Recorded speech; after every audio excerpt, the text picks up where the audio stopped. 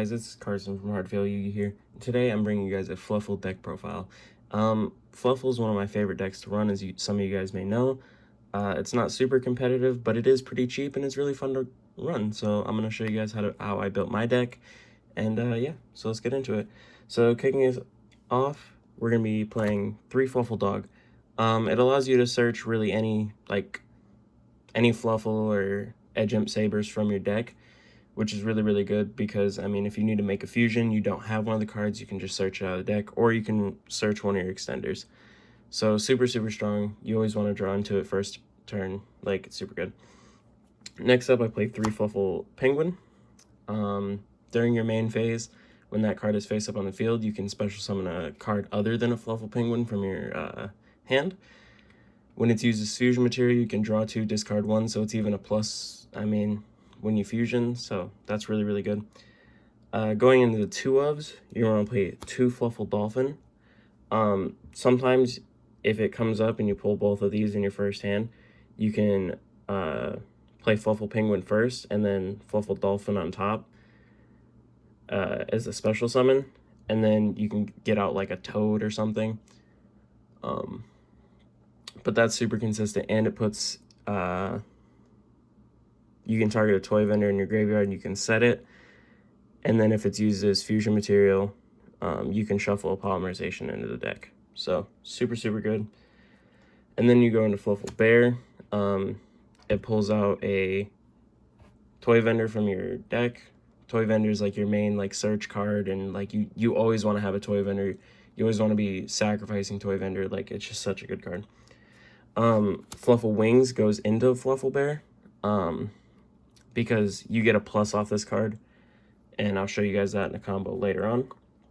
And then for your 1-ofs, you're going to want to play 1 Fluffal Sheep. It's the best combo extender in the deck. There's not really much else to say. It puts cards back in your hand from your field, so if you have a dead card on the field, you can just add it back to hand, and it's super good.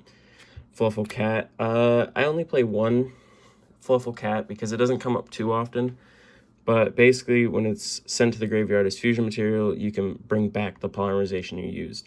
So even if you did an Edge Imp fusion, it's still super good, but it just doesn't come up that often. Fluffal Owl is the same thing.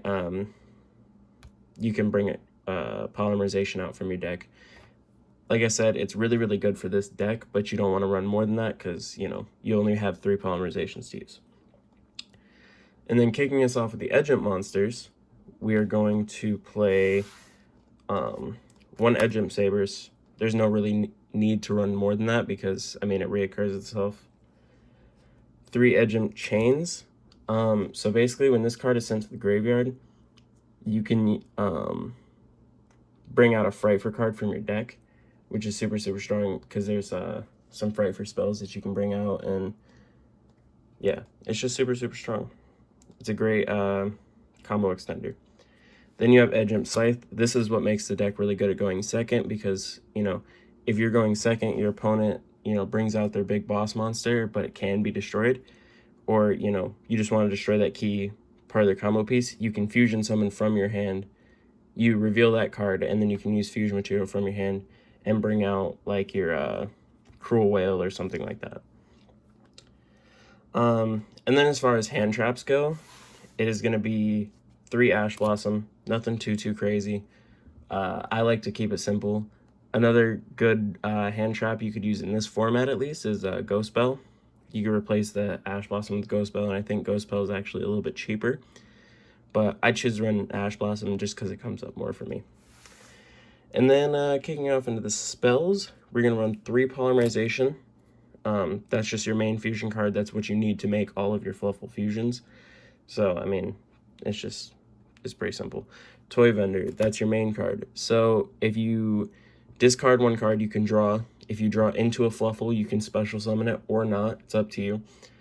And then when it's sent to the graveyard, you can add 1 Edge Imp Sabers or a Fluffal monster from your deck to hand. So realistically, if you have a very good first turn, you could probably get all 3 of those and, have a really stacked hand to make your big combo pieces. Next up is going to be Frightfur Patchwork. This card is absolutely essential for the deck. It's the, like, it just gets your full combo started. It adds an edge imp monster and a polymerization from your deck to your hand. Like, that's just so good, because you're almost always going to draw into a Fluffal monster. So, like, just having the ability to add a polymerization and an edge imp, like, that just guarantees you a fusion if it goes off. Then I run 2 Foolish Burial Goods. I debate you could probably run this at 3 if you really wanted to. I run it at 2 just because I also have a Call by the Grave to go with it. Foolish Burial Goods just lets you send a toy vendor from your deck to the graveyard, and then you get the effect to add a monster from your deck. So that's just super, super good. It gets you started. And then I run Call by the Grave as the 3rd card for this. Like I said, you could replace this if you wanted to. It's just all about how you play the deck. This deck is really, really weak to hand traps, so that's why I choose to run at least 1 Call by the Grave, because when it does come up, it's super, super helpful. Then you have Frightfur Repair, super good extender. And then last but not least, we have Frightfur Fusion, which just allows you to take cards from your graveyard, your side of the field, you know, all that, and then just put everything, remove it from the play, and then bring out a fusion monster. So if, like, you're really struggling and it's that late game and you don't really have a lot of options to go into, you could always go into, like, Wolf or something like that. And then lastly, we're gonna end it off with the extra deck. I run 2 Sabertooth, 2 Kraken. This is your main OTK combo, because Kraken can attack twice, and Sabertooth boosts everything by 400 attack. So, I mean, if you have one, it's just an OTK, and it's really easy. Also, Sabertooth has a good protection on it. Cruel Whale, super, super good card, especially for going second, like I said earlier. You can fusion summon this using the Edge Imp combo, and you can just bring it out on your opponent's turn, and it pops a card on their field, and then also, if you send a Frightfur card from your deck to the graveyard, it actually gains half its attack. So it'll go up to like 3,900, and it just becomes a pretty good beat stick, I guess. Frightfur Tiger is really, really good as well. That's one of those things you can use Frightfur Fusion for, or if you just have enough material, you could always go into this. It pops the amount of cards you use as fusion material. So say you use like 4 fusion material or 2 fusion material, it pops that many cards on the field. But you don't have to pop all the cards. And then I play 1 Frightful Wolf as well. Like I said, it doesn't come up too often, but when it does, it comes in handy. It can attack as many times as you have fusion material on the field, which can be really, really good. And then for the XZ's cards, I run 1 Abyss Dweller, 1 Bahamut Shark, 1 Totally Awesome. So it's basically all just for the Totally Awesome combo. It's super, super good. It gives you a negate on the field. And then if you want to go into like a negate board, you could always play Appaloosa. Super, super cheap card with the reprint. Yeah. And then the last card, it doesn't really matter what you play. I choose to play Borosword just because it's something to go into if you really need to. You know, it gets into that late grind game sometimes, and you can't OTK them. That's just always an option, and that's really what you need with this deck. But other than that, it's a pretty consistent deck, and then we're going to get into the combo portion. Alright guys, so for the first combo I want to talk about is when your opponent's going first and you're going second, and they're building their board. If you draw into Edge Imp Scythe and Fluffal Penguin, this is going to be your best bet for stopping their board from keeping going if you don't have any hand traps. So basically, normally what you would do is you would reveal your Edge Imp Scythe, and then you would take your Edge Imp Scythe and your Fluffal Penguin and send them to the graveyard, because it would bring this fusion material, and then you can bring out your Cruel Whale. And then what your Cruel Whale does is you can pop a card on their side of the field, plus itself, and then you can just use your Edge Imp Scythe and then remove it from play, and then that gives this card protection so it can stay on the field. And then also, if they're still able to go to a boss monster and you don't want them to attack through it, you can send a Frightfur card either from your extra deck or your main deck to the graveyard, and then it can go up to 3,900 attack, which most generally, you know, can stop defense. Also, with the Fluffal Penguin, since you did use it as fusion material, you get to draw 2 more cards on top of that. You never know what those cards are going to be, but you get to draw 2 more cards, discard 1 that you don't like, and then you still get the plus from it to go in your next turn. So it's pretty good. It's the most consistent way of stopping your opponent's board, other than, like, you know, Ash Blossom or whatever. But since you can't really fit hand traps, this is your most consistent combo for stopping a board first turn. So you always want to draw into Edge Scythe. All right, and so for the next combo, what I want to talk about is Fluffal Bear and Fluffal Wings. So basically, what you would do is if you drew into Fluffal Bear and Fluffal Wings, or, you know, you don't draw into one of them, it's okay. You would take your Fluffal Bear, you send it to the graveyard, and then you can bring out your toy vendor. You can set it, and then so you flip your toy vendor, and then you can pop a card on from your hand and draw 1. So let's say you have Fluffal Wings in your hand. You can pop your Fluffal Wings, get your draw 1, so that's your first card. Then you can remove these 2 cards from play, and then pop your toy vendor. So by removing those 2 cards from play, you get to draw 1. So there's that. And then by popping your toy vendor, you get the search effect.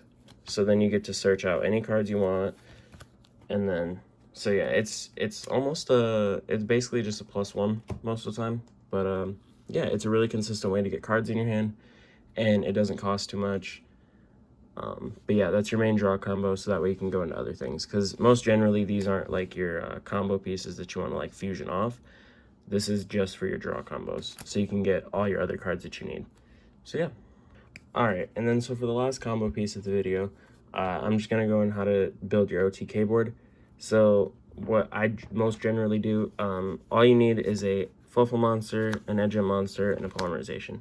Fluffal Cat is probably the best to draw into first turn, because it's the easiest. It's guaranteed you're going to get the OTK combo. But most of the time, whatever you draw into, you're going to be able to search out a polymerization and whatnot with all your other combos. So you would start off by playing your polymerization and then throwing these guys in the graveyard to bring out your Frightfur Kraken. And once you do that, you can use the Edge Chains effect to search a Frightfur card. Also, Edge Chain is really good because you can search out Frightfur Patchwork, which is what I always search out, and then that can add another polymerization to your hand. But Fluffal Cat just guarantees that polymerization. So if you open up with both of them, that's really, really good, because then you can have 2 ways to get polymerization out. So in this case, I would search out or you don't get that one. You just add it back to hand with the Fluffal Cat. So I would play Patchwork, and then I would get out my Edge Scythe and my polymerization. So there's your Patchwork, there's that, and you have a Kraken on the field. So then you would chain your cat, so you can get your polymerization back to your hand. So now you're left with Edge Scythe, polymerization, and 2 polymerizations. So most generally, if you can, you want to try to make your Sabertooth with 3 material, but you can do it with 2 if you need to. So then you would just polymerization your Edge and your Kraken, and you would send those both to the graveyard, bringing out your Sabertooth. And then your Sabertooth's effect is it can bring out 1 fusion from your graveyard when it's special summoned.